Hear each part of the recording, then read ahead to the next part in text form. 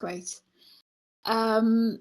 So our next session is another panel Q&A, and this time it's on the theme of the day, inclusive storytelling.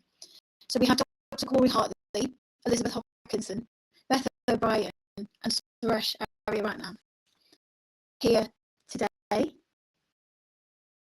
So I'm hearing that my audio is a little bit problematic, so I'll hand straight over to the panelists for their introductions. Elizabeth, let's start with you and hope for the best with the presentation. It looks fine so far. Right, hi, I'm Elizabeth Hopkinson. My username on here is Fairy Ace, and my pronouns are she, they, but I wasn't able to get them on the thing. I'm speaking to you from West Yorkshire in the UK, and my avatar, and it's kind of similar to myself, which is on the left-hand side of the picture. I am a white female presenting person with brown, slightly greyish hair. In the picture up there, it's in 2 milkmaid braids, and I'm wearing a grey t-shirt with black beard and a kraken on it and blue braces, and I am signing a book with a copper-coloured pen. I'm actually signing in Gaze the Word Bookshop, but you can't tell that from the picture. And it says Elizabeth Hopkinson, author and activist, and above that there's pictures of kind of 6 of my main books, 3 volumes of asexual fairy tales, 1 Legends from Lindisfarne, and then 2 novels, Cage of Nightingales and Silver Hands, which I won't really be much talking about the novels today, but more about the others, which are short story collections. So can I just pop the next slide on if it's there? Yeah. So asexual fairy tales, these are the works that I'm best known for. There's 3 volumes. The blue one's the original, the purple one is asexual myths and tales, the red one is more asexual fairy tales. And then on the right we've got an illustration by my daughter Anna Hopkinson, who illustrated the books. This is an illustration of a story called The Ice Queen and the Mer King, and you can see a sort of neck and shoulders with a coral necklace. There's a fishtail swimming away and there's snowflakes falling. I originally started writing the first book of asexual fairy tales because I didn't realise that I am asexual until I was 37. And just to clarify, asexual means somebody that does not experience sexual attraction, but within that there's quite a lot of variety. It's a whole spectrum of identities. But I'd always identified with certain fairy tales, myths and legends growing up. For example, the glass coffin in Grimm's fairy tales, the myth of Daphne, the Lady of Shalott. So when I identified to myself, these were some of the tales that I wanted to retell in the books, emphasising the possible asexual reading of them, the reading that I had of them, and also including some of my own original fairy tales, like the Ice Queen and the Mer King, that I'd written to express myself before I even had a word for what I was. As the series went on, I sought out or discovered more tales, and from the second one on, I was especially keen to try and include more tales outside of the Eurocentric. And by the third, as I learned a bit more about other people's experience of asexuality, I tried to include a little bit more of the spectrum, although I probably didn't do that very much. The book still primarily expressed me as a sex-repulsed romantic ace. Ace is short for asexual, by the way. Basically, those terms mean, no to sex, yes to romance, really. And the books also started to include more and more non-binary representation, by which I mean beyond the male and female binary of gender, as I came to realise that that's also part of my identity, and I'm currently calling myself grey gender because I can't put my finger quite on what it is. Can I have the next slide, please?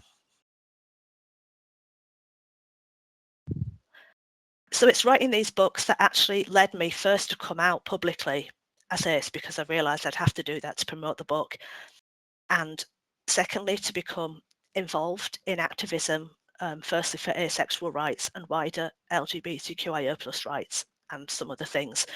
and particularly the fight to ban conversion therapy for all. So the picture on the right shows me speaking at the launch of the first of the Asexual Fairy Tales books. My hair's half down and wearing a purple dress, necklace and bangles, with a notebook and a microphone, but I'm also wearing a small badge that has the Ace Pride colours on it in a heart shape, which is black, grey, white and purple. Those are the colours of the asexual flag. And in the top right picture, it shows that flag with the words Ace Aero panel discussion 30th of October, 6 to 7 p.m. Stonewall. And that's because I was a guest of the LGBTQIA plus charity Stonewall's very first panel discussing asexual and aromantic issues. The second one's people that don't experience romantic attraction. And I was kind of proud to be part of that, even though it was scary and I'm not sure how well I did. And I've become, as I say, a little bit involved in Stonewall's campaign to ban conversion therapy. At the bottom of right, it's just some homemade bunting in the asexual colours in my garden. There's actually words on that bunting that say not broken. So I can just have the fourth, the next slide.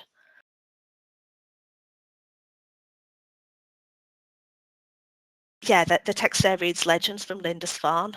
So the left-hand side is an image of the book of that name that's got sort of Celtic knotwork and Celtic cross on it. And on the other side is another illustration by Anna from the book of Mjödjan the Mermaid Saint, where depicting a mermaid and an otter entwined. So recently I've branched out into a little bit of wider representation, publishing Legends from Lindisfarne, Diverse and Inclusive Saints, which I actually wrote on the suggestion of a friend. I'm part of a dispersed religious community that practices, well, for shorthand, Celtic Christian way of life, although the word Celtic is not very accurate or helpful necessarily, but it's the best shorthand I have.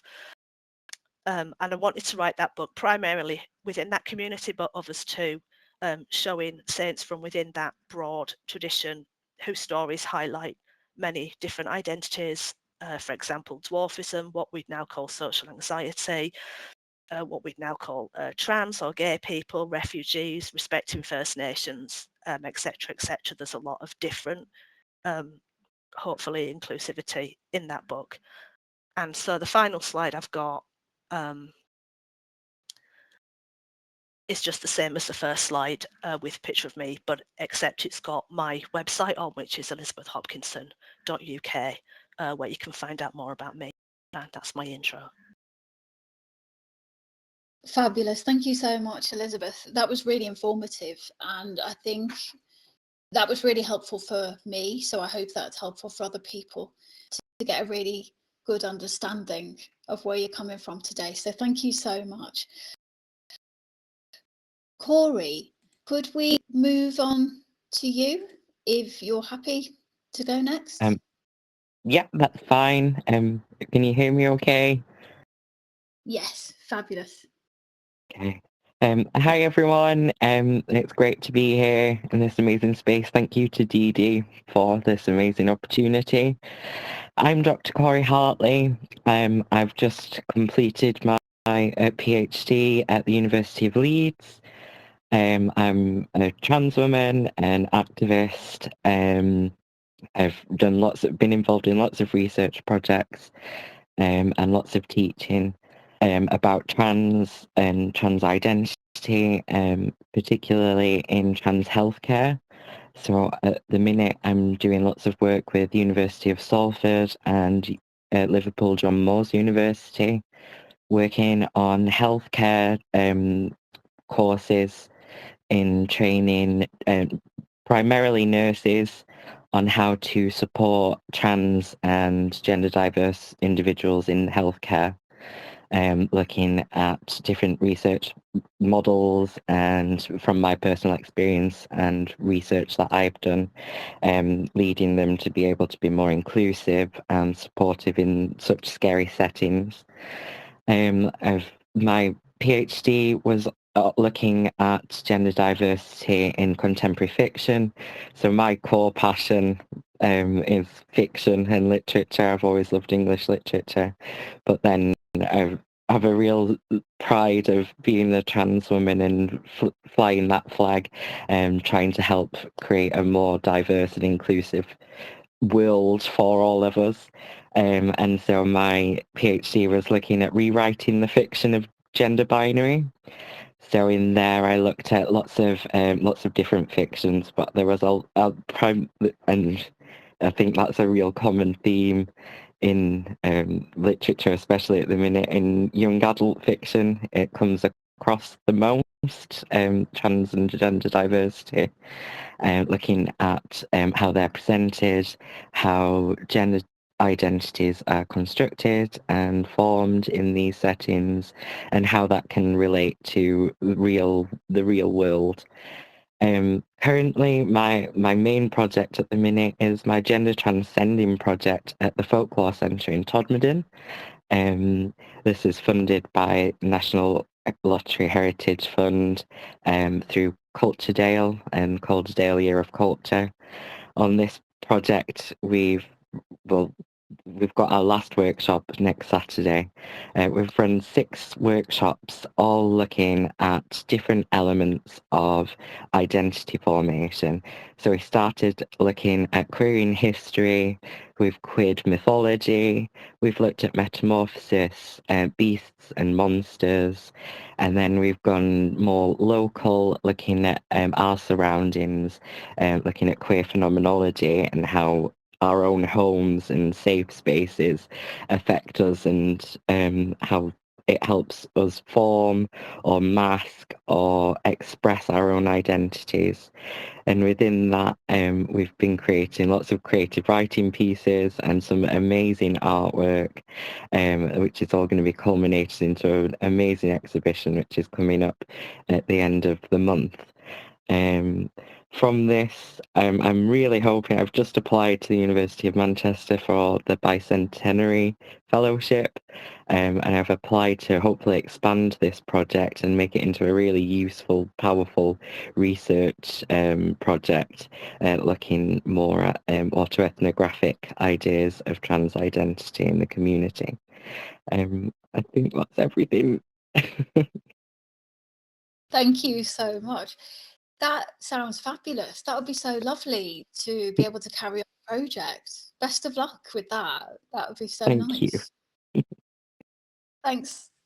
Thanks. Shall we move along the row? Who is next? I don't know who is in the next chair, I'm afraid, because you both got the same avatar. I'm afraid I should have noticed that before, and I absolutely. I'm at the end. So, Suresh. I think I might be the next one. I can be someone's doppelganger. Very folkloric. Hello, everyone. And Didi, thank you for organising this event and bringing us all together. So my username is Rumbar, and my given name is Suresh Ariaratnam.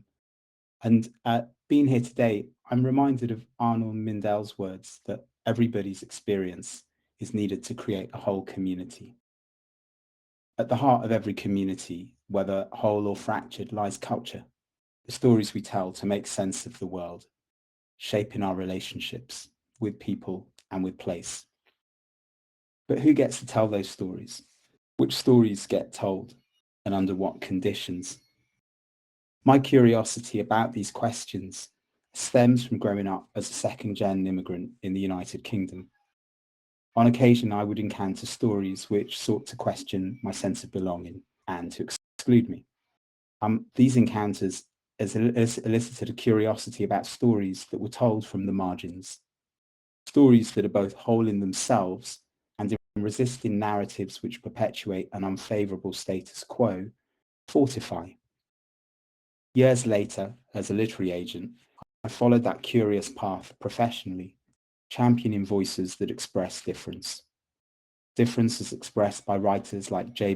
Bernard, whose poetic work Surge is a queer exploration of the Black British archive, and Boyega Odubanjo, whose poetic work Adam builds from the Genesis myth and from Yoruba culture to call into existence an ontology with blackness at its core. Along the way, I saw how structural and systemic issues mean that far fewer people fulfill their creative potential than should do. Misguided beliefs and behaviours around what constitutes works of excellence, who can make them, and at what price, places costs not only on cultural production, but on health outcomes and social cohesion. When cultural gatekeepers come from a narrow demographic and share the same limited perspective, inattentional blindness can set in. They see only what they expect to see, missing the richness beyond their frame of reference. As Alan Watts illustrates, imagine we had never seen a cat. Peering through a hole in a fence, we glimpse its head, then its body, then its tail.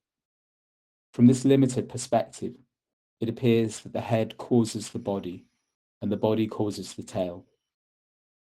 But if we step back and look over the fence, we see the cat as a whole, existing all at once. So it is for community, culture, and storytelling. When we look beyond the narrow gaze that defines the centre, we see the fuller picture. We recognise that no single perspective holds the entire truth. Inclusive storytelling isn't simply about fairness, it's about seeing the world in its fullness. When we widen the lens, we not only empower marginalised voices, but enrich our collective understanding of who we are. Thank you. Thank you so much, Suresh. That was so insightful, and I'm so glad you're here today. You're always so profound. And just a disclosure, Suresh was actually the person who approached Willow and I initially about the potential of creating books from Folklore Thursday. So what you're saying there, you know, that absolutely strikes a chord with me, because our work wouldn't be out there without Suresh. So it's lovely to have you here today. Thank you so much. Beth, please give us your introduction. Hello, mine I don't think it's going to be quite as profound as Suresh's. That was a very beautiful introduction.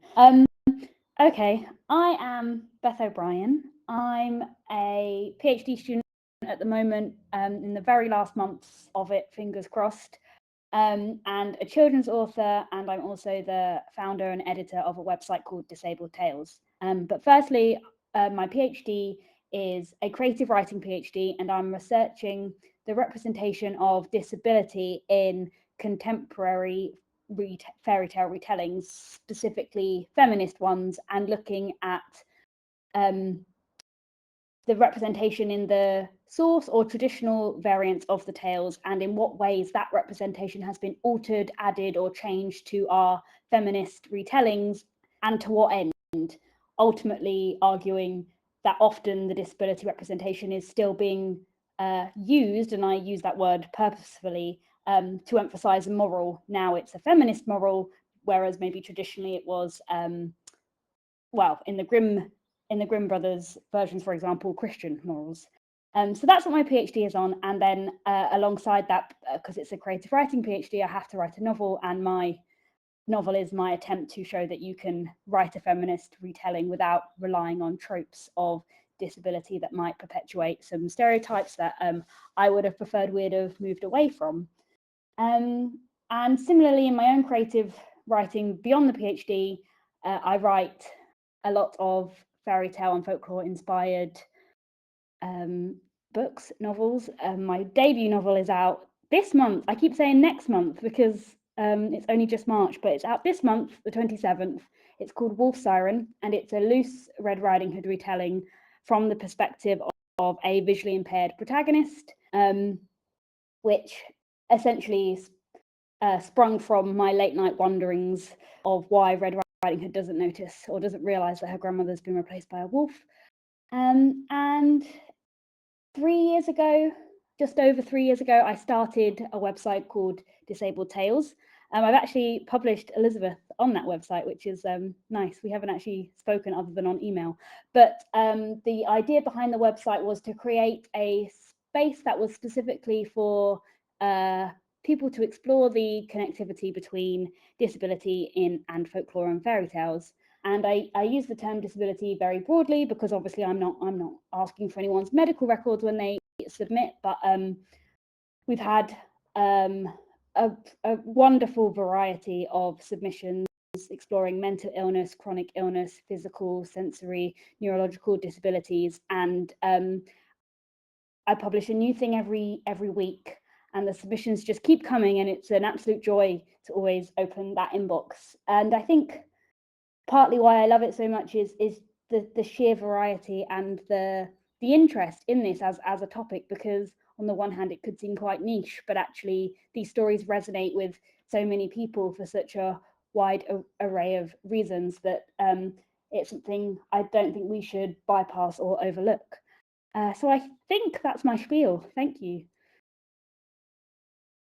Thank you so much, Beth. The book, I'm so looking forward to reading that. That sounds amazing. It's something I've always wondered about as well. So yeah, that's fabulous. Lovely. Thank you so much, everybody. I will say they were fantastic introductions, and I do feel like we've covered a lot of the first question that I have put up on the board there. What does the phrase inclusive storytelling mean to you, and how does it manifest in your work? So we've had some fantastic insights already. I think because of that, let's move on to the second question. And then if you feel like there's anything else you'd like to add about that, please do. So the second question we have is, what do we lose when certain voices are left out of mainstream storytelling? Now, would anybody like to volunteer to answer that question first, or would you like to work along the row?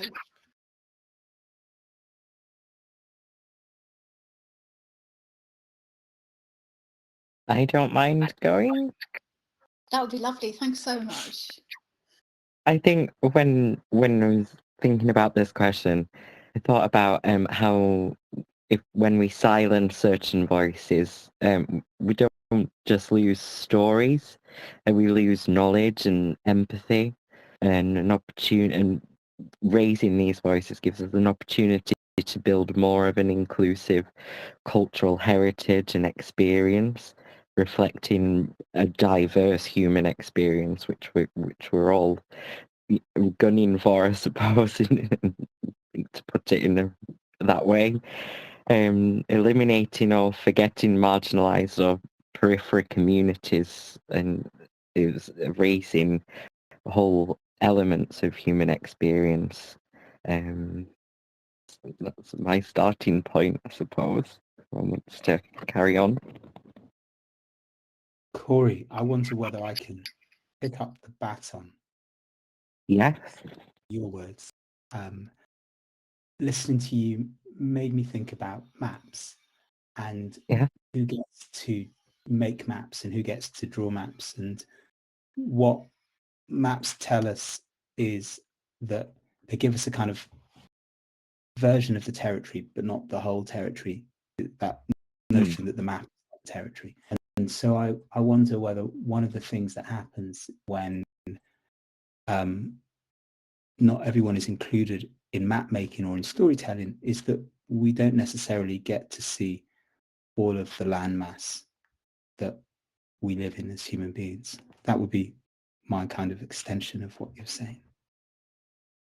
I think that's a really nice extension, and it really reminded me of the one of the last comments in the last talks. They were talking about maps and how we've created these borders and restrictions, and how nature's reclaiming them by flooding these borders, which I thought was a really nice metaphor. I've written it down to go into an essay. I thought it was a really nice idea.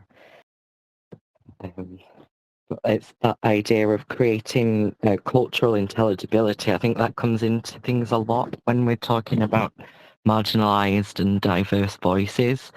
We've created a cultural intelligibility, almost this narrative of norms and values that we should follow to make it easier for everybody to get along and be able to use terms that everyone's familiar with, and creating a cultural intelligibility for these diverse groups of people who are normal.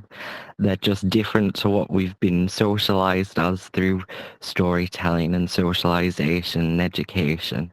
It's just about re-educating a new culture into the mainstream.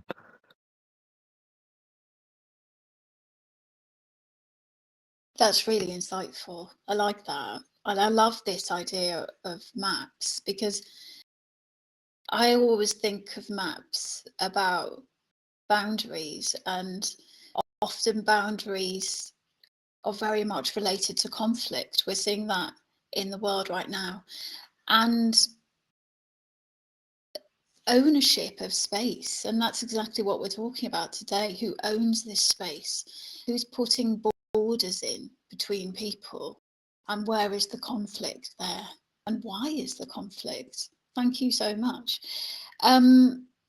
Elizabeth, Beth, do you have anything you'd like to add there? Would you like to move on to the next question, or? Can I just...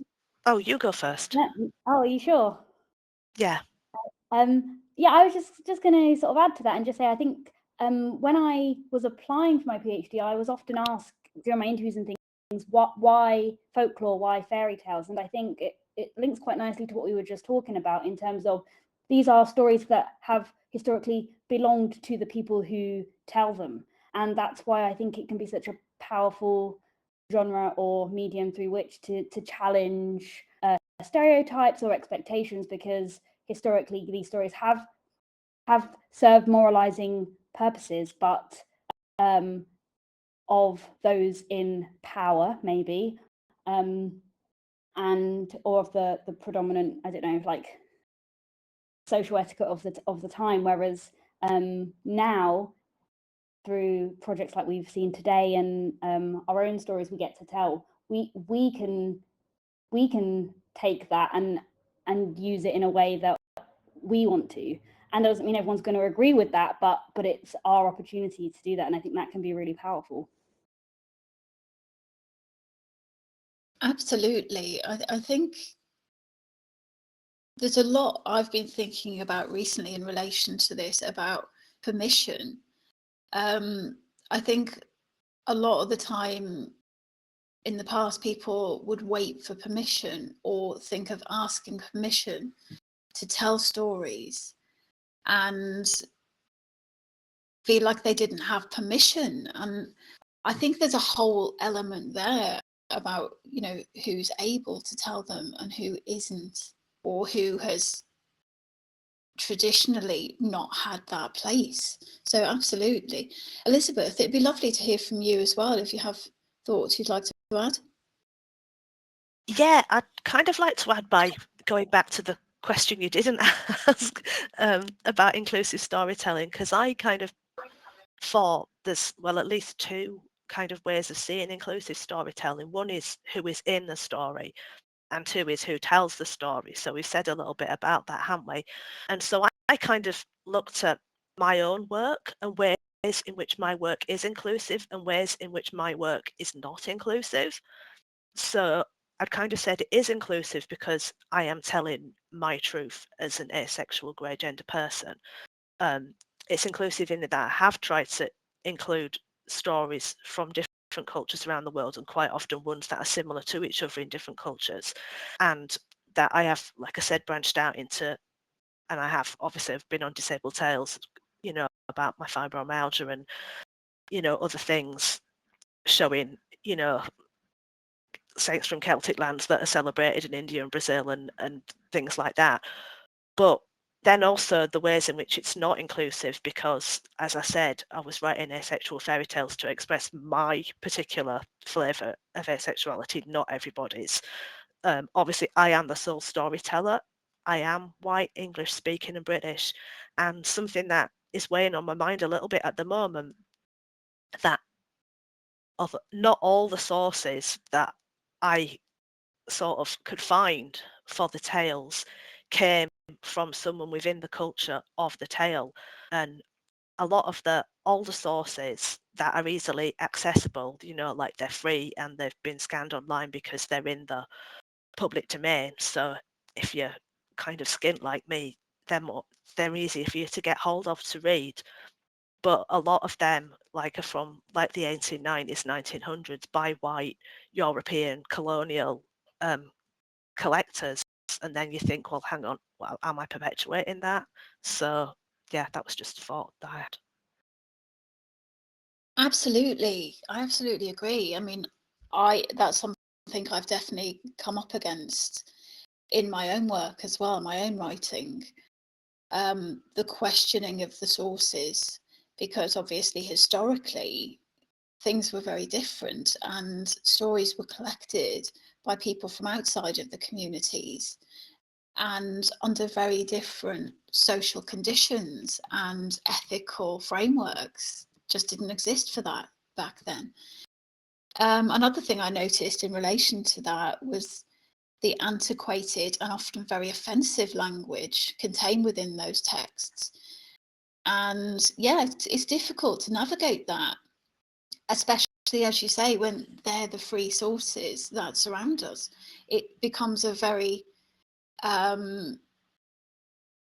difficult thing to be able to negotiate that within your own work. So yes, I definitely agree. I would love to be able to spend so much more time talking about all of these things, and I've said that for every session of the weekend.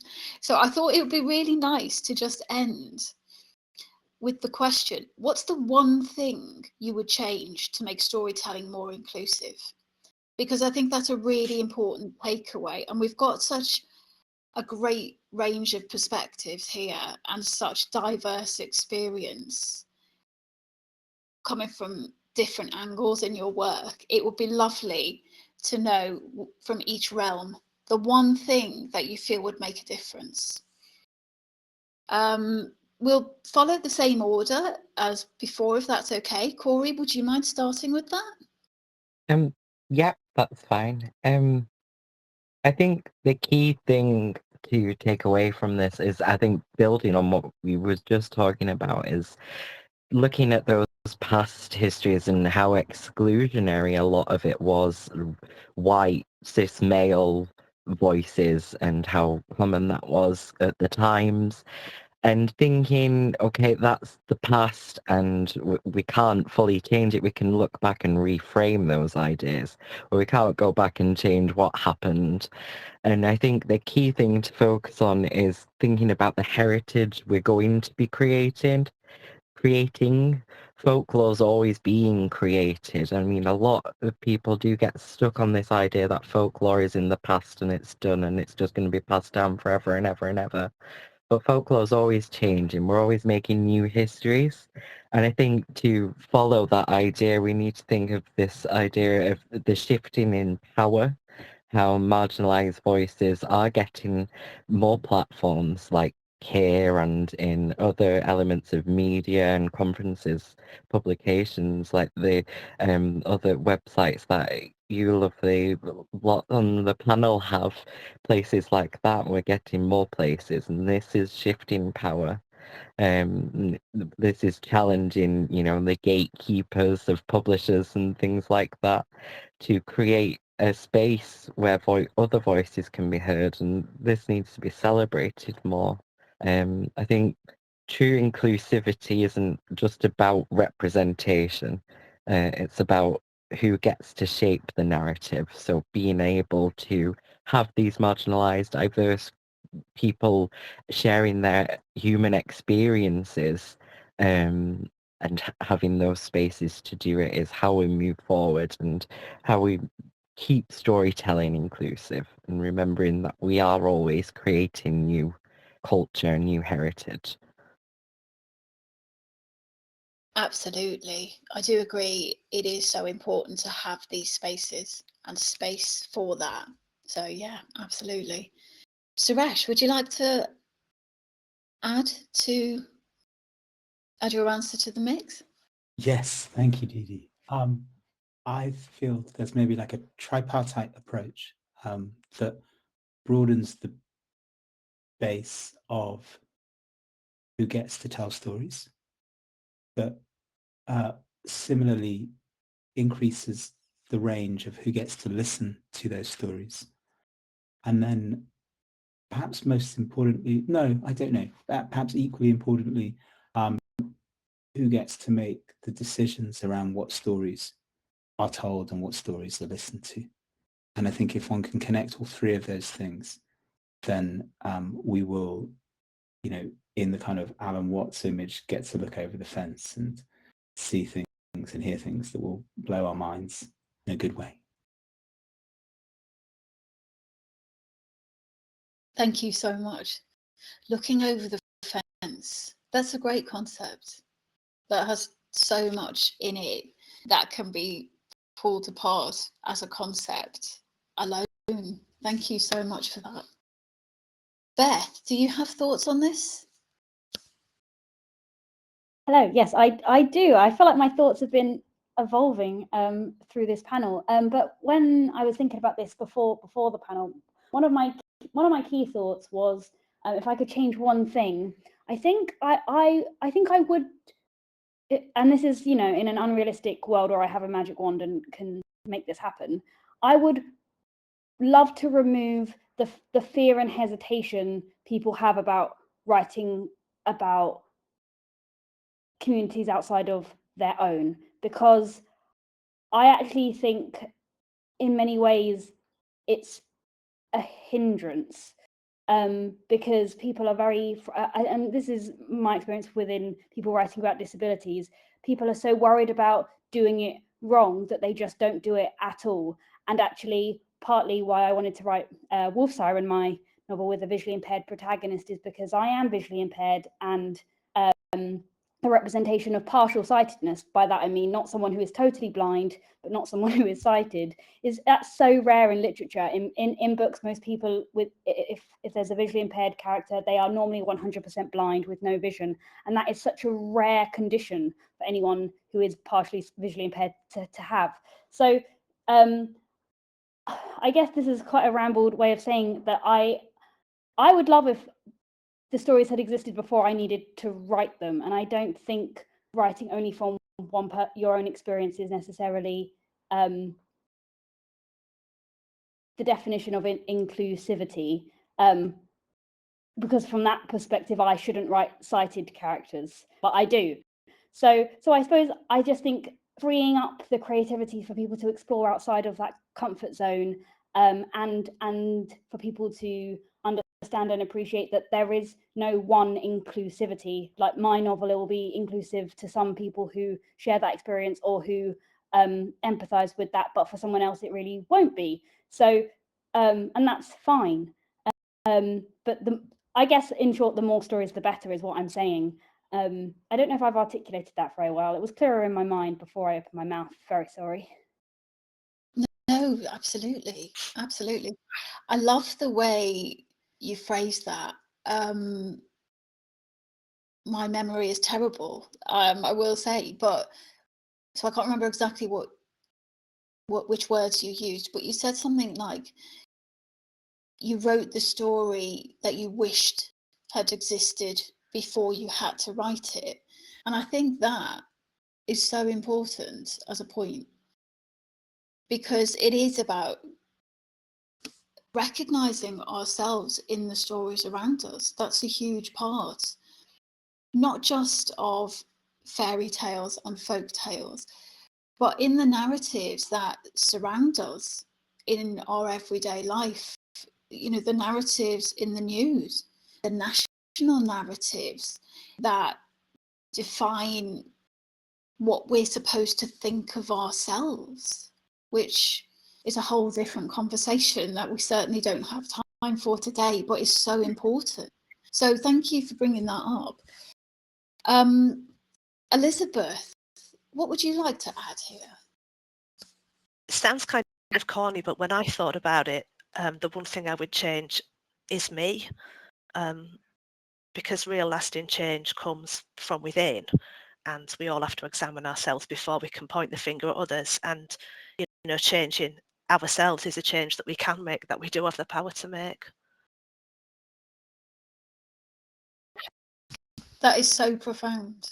That's such a lovely thought to end on, because that's absolutely true. And that is one of the reasons I wanted to have this conversation and to create this space for these kind of conversations, because the whole weekend has been about what change is needed for the cultural futures that we want to emerge in front of us. What futures do we want to share going forward? What futures do we want to create? And that requires change. That requires us to transform what we have in front of us right now. And you're right, you're absolutely right. That often starts by reflecting, a huge process of self-reflection to see what we need to change. So yeah, that's such a lovely note to end on. Thank you so much, everybody. We do have some comments in the chat.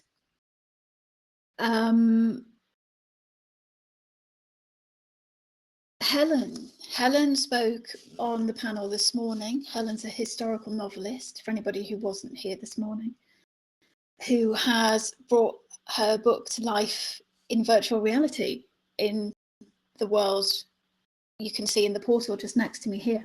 Helen says, thank you for bringing this up to Beth. Big conversation in the historical novel community, so important, about speaking to other experiences. I think that was referring to. Yeah, if there's time, I would love to elaborate on that if there's time. If not, I understand. I know we're at time, so. Yes, go ahead, Helen, please do. Oh, sure. So there's a lot of conversation in the community about having sensitivity readers to read our work to make sure we don't offend anyone. But somebody who's written 3 historical novels set in 3 different time periods, something that's very important to me as a historian is that people were not like us back then. And to put in a sensitivity reader to check what people thought and felt in the 19th century or in the 17th century, then I might as well put a refrigerator in a kitchen in the 17th century. People were not like us. And our job is to write how it was. And also, I have written characters that are men. I'm not a man. I don't have children. I have characters who gave birth to many, many children. I don't have children. If we have to be who our characters are, no one would ever write anything. So I really appreciate Beth and what you said there, because I think it's very important. Thank you very much. Thanks, Helen. I definitely think that that's something that comes into even writing non-fiction when you're dealing with folklore. The sensibilities are not the same, and even retelling things like folk tales, you have to be so aware of these things, and drawing the lines in there is very difficult, because how do you represent something accurately while also trying to be ethical and inclusive? It's very difficult. So that's an excellent point. Yeah, I do wish we could carry this. Sorry, go ahead, Helen. Sorry, I just want to say it is very difficult. So yeah, it's a great conversation. It is. I'd love to be able to carry the conversations on. I am hoping we'll be able to at some point. Joanna's just added, that's why empathy is important to be cultivated. The capacity to imagine yourself in another person's shoes and try to imagine how they feel. Even if by rights we will never truly know, it's very underrated. Absolutely. That's so true. And I do think exploring stories from the past, from folklore, from history, and also from the modern world, listening to other people's contemporary stories does help us do that. And that's exactly, for me, why storytelling is so important, because it allows us to see all of these different perspectives. So absolutely. Thank you so much. We are ever so slightly over time now. So I'd like to thank all of the panelists here. And I will say I've really enjoyed that conversation. And it's been lovely to hear from such different realms of experience as well. So thank you so much. Thank you also to the audience for being wonderful all day and all weekend. It's been lovely to have your comments and hear everything that you've been thinking about when listening to what's happening, and everything you've contributed of your own experience and your own thoughts on things. Thank you, everybody.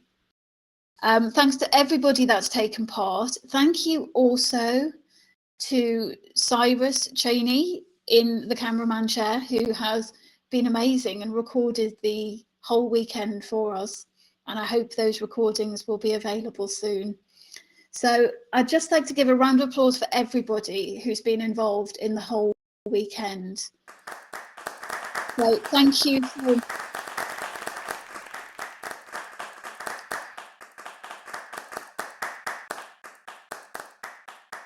And could we give Dee Dee a huge round of applause for everything she's done? She's done an amazing job.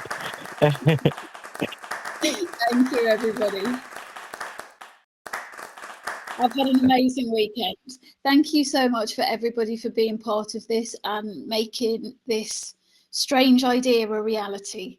Thank you for joining me in this very unusual space and taking a risk on something new. I really appreciate everyone being on board and the patience with the tech issues yesterday.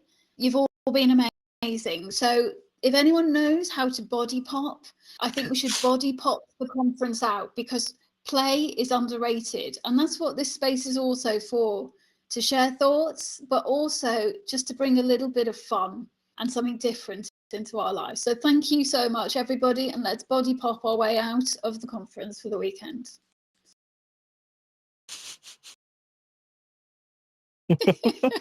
Thank you, everybody.